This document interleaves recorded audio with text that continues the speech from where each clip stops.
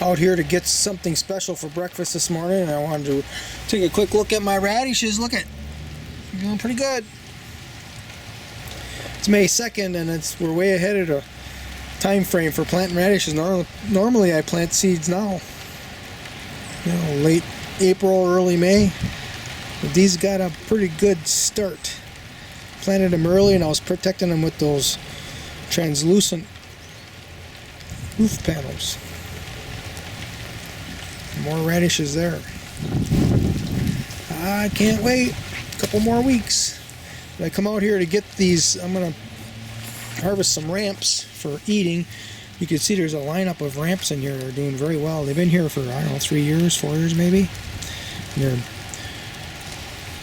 dividing very well. And that batch there really is crazy. So we're going to take that out of there. It's getting kind of close to everything else anyway. And we're going to transplant most of them. And some of them we're taking in and we're going to eat. Okay, come on, let's see what we got here.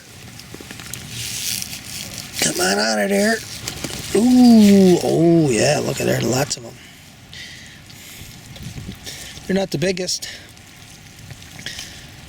Alright, I'm going to pull them apart and transplant some of them and take 3-4 of them in to eat for breakfast.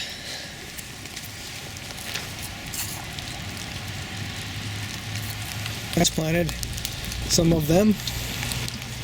There's a kind of an unused corner of main crop garden number 1. Very shady area, which ramps love to be living in. So looking forward to seeing these grow over the years.